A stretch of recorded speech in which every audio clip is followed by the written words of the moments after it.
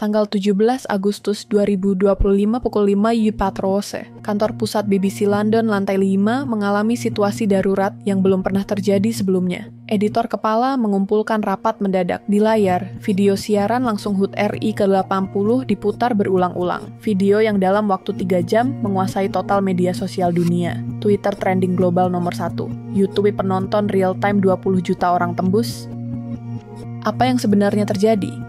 Suara editor kepala yang panik memenuhi ruang rapat. CNN, NBC, Sky News, sampai semua media barat mengalami situasi yang sama. Mengapa perayaan kemerdekaan satu negara Asia Tenggara bisa mengguncang dunia seperti ini? Tapi, yang benar-benar mengejutkan ada hal lain. Tepat hari yang sama, Malaysia juga merayakan hari kebangsaan mereka. Namun reaksinya benar-benar berlawanan total. Yang satu mendapat pujian dunia, yang lain malah jadi bahan ejekan.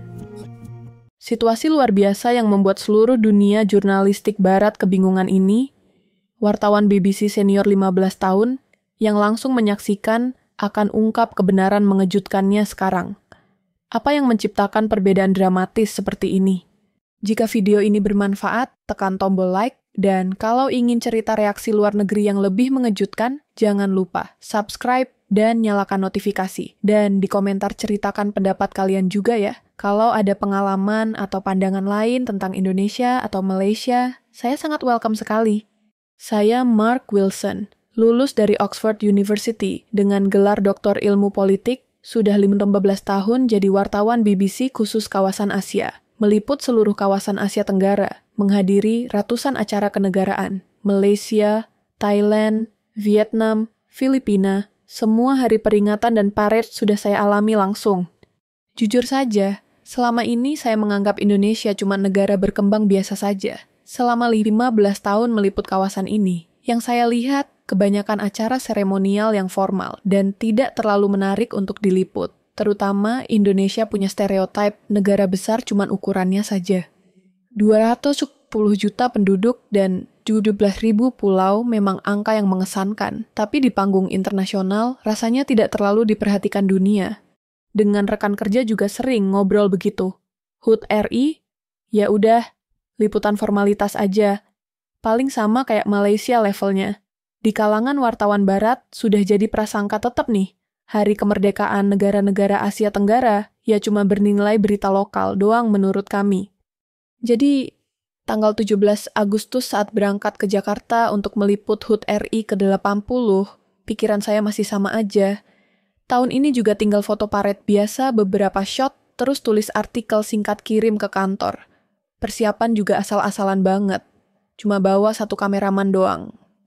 Tapi begitu sampai Jakarta langsung kaget pertama kali. Dari Bandara Soekarno-Hatta sampai pusat kota Jakarta, seluruh kota punya atmosfer yang beda banget dari yang pernah saya lihat. 15 tahun meliput Asia Tenggara belum pernah lihat persiapan skala sebesar ini. Dari Lapangan Merdeka sampai Istana Merdeka, persiapan acaranya benar-benar luar biasa.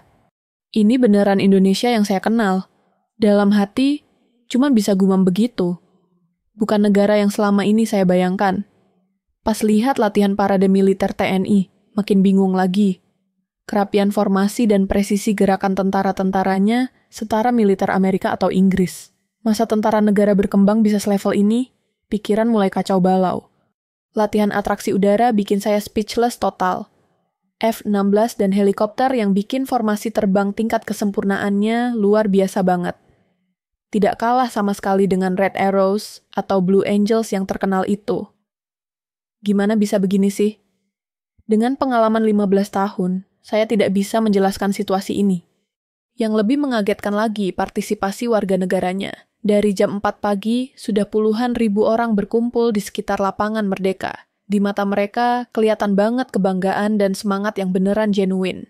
Ini bukan mobilisasi pemerintah, tapi partisipasi sukarela murni. Pemandangan yang belum pernah saya lihat di Malaysia atau negara Asia Tenggara lainnya. Akhirnya tanggal 17 Agustus tiba juga. Hari yang paling mengejutkan dalam 15 tahun karir jurnalis saya. Jam 10 pagi, acara dimulai dengan pembacaan teks proklamasi kemerdekaan yang benar-benar mengubah total semua prasangka yang selama ini saya punya. Parad militer TNI dimulai, Bulu kuduk langsung merinding. 20.000 tentara yang bikin formasi dan gerakan sempurna banget. Ini benar-benar level dunia.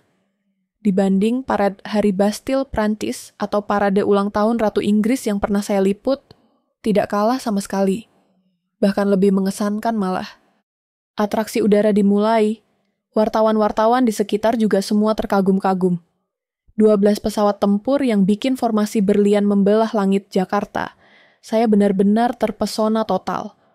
Dan video momen itu langsung menyebar ke media sosial dunia secara real time. Ponsel saya terus berdering tidak berhenti.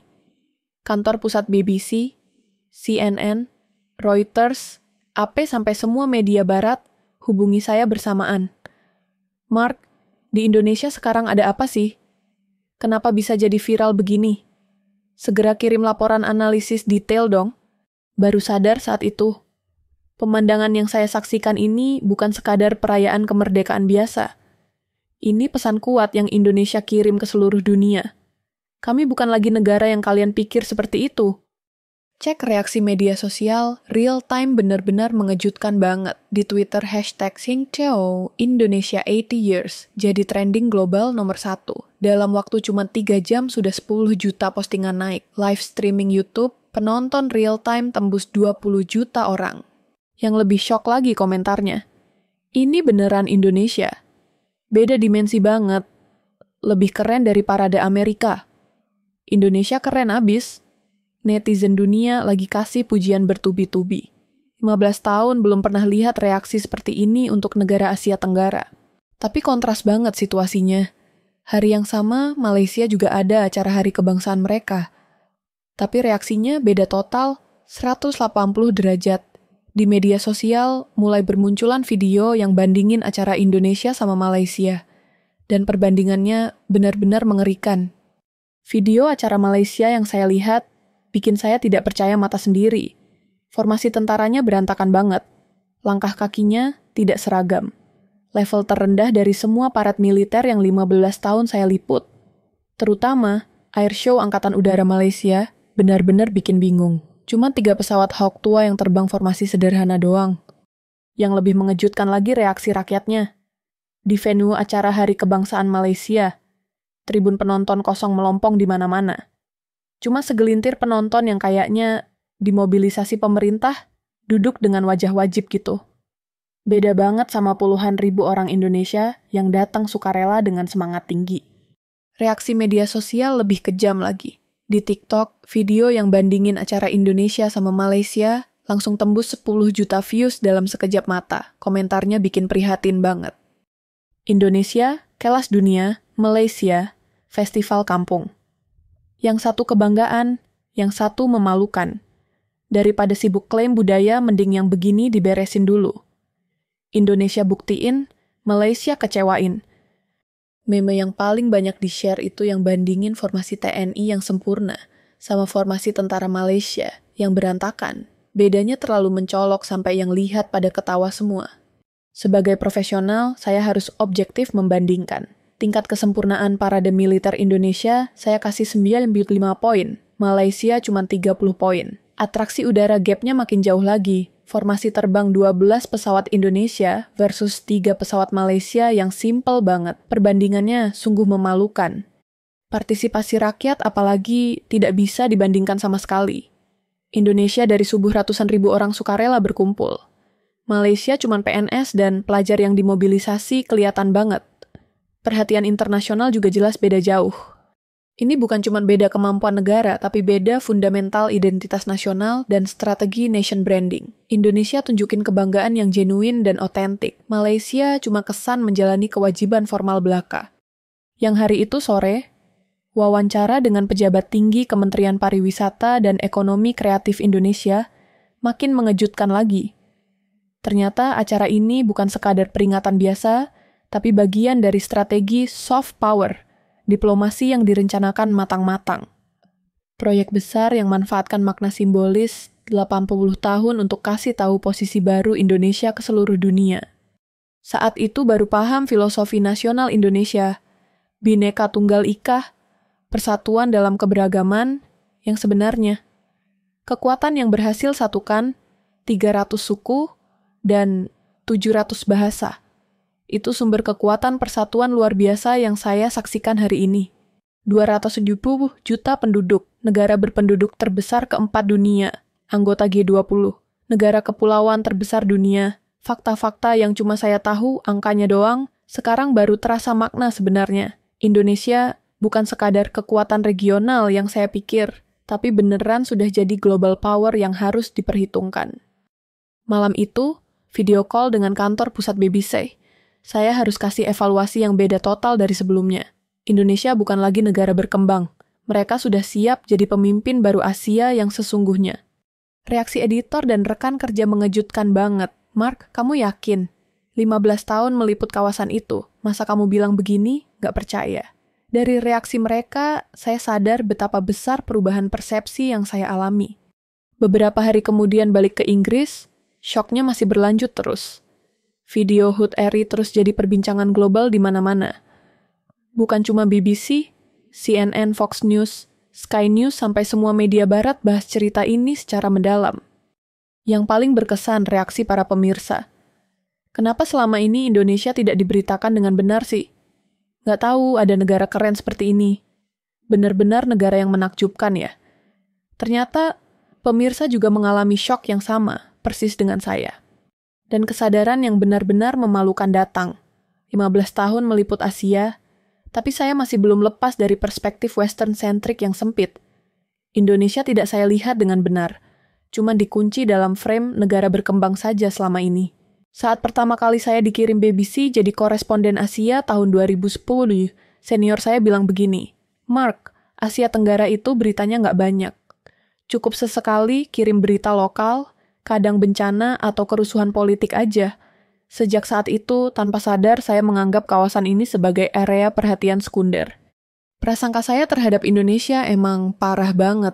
Pertama kali liputan ke Indonesia tahun 2012 waktu banjir Jakarta, saya mikir, yah, namanya juga negara berkembang. Sejak itu, 12 tahun semua berita Indonesia yang saya tangani selalu dengan frame negatif doang. Haze 2015, Gempa Lombok 2018, Demo Jakarta 2019. Semua berita Indonesia yang saya liput cuma soal bencana atau kerusuhan sosial. Perkembangan positif atau pencapaian budaya sama sekali nggak masuk radar liputan saya. Ini murni karena prasangka yang saya punya. Yang lebih memalukan lagi obrolan sama rekan kerja. Rapat Desk Asia di kantor London, kami selalu cuma bahas China, Jepang, Korea sebagai isu utama. Asia Tenggara dikategorikan wilayah lain-lain, dan Indonesia rankingnya lebih rendah dari Malaysia atau Singapura. Waktu pandemi 2020 juga sama. Kami detail banget bahas case kuarantin Korea, penundaan Olimpiade Jepang, lockdown Cina, tapi respons Indonesia cuma disebutin sekilas dalam situasi Asia Tenggara secara umum. Negara 270 juta, penduduk diperlakukan sesepele itu. Bahkan jaringan personal saya bias banget. 15 tahun meliput Asia, kontak lokal yang saya punya dari Indonesia bisa dihitung jari. Kebanyakan dari Jepang, Korea, China, Singapura. Di Indonesia cuma kenal staf hotel, sopir taksi, dan guide wisata doang. Tanggal 17 Agustus itu, pas wawancara dengan pejabat tinggi Kemendikbudristek yang fasih banget bahasa Inggrisnya, saya syok. Dia jelasin strategi nasional dan visi Indonesia dengan level yang beda dimensi dari yang saya tahu. Kami sudah persiapan diam-diam 20 tahun, yang Anda lihat hari ini adalah hasilnya. Baru sadar saat itu, 15 tahun, saya merasa sudah mengamati Indonesia, padahal sebenarnya tidak pernah benar-benar melihat, cuma lihat permukaan tapi miss intinya. Kayak cuma lihat puncak gunung es terus judge keseluruhan gunung esnya. Yang lebih syok lagi reaksi rekan BBC. Begitu video 17 Agustus viral, kantor London langsung start planning special feature Indonesia. Pertanyaan pertama dari desk. Mark, ada apa yang kita miss soal Indonesia selama ini? Saat itu saya beneran malu banget. 15 tahun jadi koresponden Asia, kok nggak bisa baca situasi Indonesia dengan benar? Rekan-rekan juga sama. Semua pada bilang, Indonesia ternyata negara seperti ini ya. Beberapa hari kemudian, ngobrol sama istri juga nggak akan lupa. Sayang, 15 tahun ngapain aja sih? Masa negara sebesar ini bisa kelewat? Kata istri bener banget, saya yang ngaku expert kawasan ini ternyata nggak tahu apa-apa. Gelar PhD dari Oxford yang saya banggakan juga jadi pertanyaan. Jurusan politik Asia, tapi paper tentang Indonesia satupun nggak ada. Semua riset fokus ke China, Jepang, Korea, akademis juga bias banget. Malam itu di hotel saya nangis sendiri. Pertama kali dalam 15 tahun karir jurnalis. Sadar betapa sombong dan bodohnya saya. Indonesia sebagai negara besar dengan 270 juta rakyat, ceritanya nggak pernah saya dengar atau lihat dengan benar. Yang paling memalukan, saya merasa jadi wartawan objektif. Padahal, terjebak total dalam bias western-centric. Indonesia nggak pernah dievaluasi dengan fair, cuma dikunci dalam frame negara berkembang doang. Wajah asli Indonesia beda total dari yang saya bayangkan selama ini. Kekuatan yang tenang, tapi powerful banget. Rendah hati tapi confident. Beragam, tapi satu identitas kuat. Semua ini terkuak sempurna dalam satu hari 17 Agustus kemarin. Akhirnya, BBC putuskan bikin dokumenter khusus tentang Indonesia. Saya ditunjuk jadi eksekutif produser. Judulnya Hidden Giant, The Rise of Indonesia. Maksudnya mau angkat cerita besar yang selama ini terlewat media barat. Proses bikin dokumenter saya belajar lebih banyak lagi. Tingkat pertumbuhan ekonomi Indonesia, inovasi teknologi, soft power budaya. Semua aspek negara ini sudah jadi pemain utama panggung dunia. Kami yang selama ini mengabaikan totally. Sekarang mikir lagi, perayaan HUT RI hari itu cuma permulaan doang. Indonesia show wajah asli mereka ke dunia. Dan pesannya crystal clear. Kami bukan pengamat diam lagi. Sekarang saatnya jadi aktor utama panggung dunia. Ngobrol sama rekan wartawan juga perhatian ke Indonesia naik drastis banget. Mark bilang begitu sih. Sekali-kali harus liput serius nih Indonesia. Kirim koresponden khusus Indonesia dipertimbangkan nggak ya? 15 tahun baru pertama kali dengar obrolan begini. Kontras dengan Malaysia, makin jelas banget. Kontroversi klaim budaya, gagal nation branding, kurang eksistensi internasional, semua terbuka telanjang. Beda banget sama authenticity yang Indonesia tunjukin. Yang paling menyentuh hati kebanggaan rakyat Indonesia. Mereka beneran cinta negara mereka. Dan cinta itu terekspresikan sempurna dalam harmoni 17 Agustus. Persatuan nasional seperti ini jarang banget terlihat di negara barat. Sekarang ingat lagi, hari itu adalah pelajaran terbesar dalam hidup saya. Prasangka 15 tahun roboh dalam sehari. Dan sadar, kalau wartawan sejati harus berusaha lihat fakta tanpa prasangka apapun. Indonesia benar-benar negara luar biasa banget. Kekuatan yang disiapkan diam-diam, percaya diri yang rendah hati tapi kuat, persatuan yang ditemukan dalam keberagaman. Semua ini tersampaikan jadi satu pesan sempurna ke seluruh dunia tanggal 17 Agustus. Dan pesannya crystal clear, Indonesia bukan lagi satu negara di Asia Tenggara, tapi kekuatan baru yang harus dunia perhatikan serius. Keajaiban yang diciptakan dari kebanggaan dan persatuan 270 juta rakyat. Sekarang saya yakin banget, Indonesia akan jadi pemimpin sejati Asia abad 21. Dan awal dari kebangkitan itu disaksikan seluruh dunia tanggal 17 Agustus 2025. Gimana pendapat kalian? Udah lihat perbedaan mencolok Indonesia sama Malaysia ini belum? Kalau ada pengalaman serupa atau pendapat lain, wajib cerita di komentar ya. Dan biar cerita mengagumkan ini sampai ke lebih banyak orang, jangan lupa tekan like dan subscribe button. Tunggu cerita reaksi luar negeri mengejutkan lainnya di video berikutnya.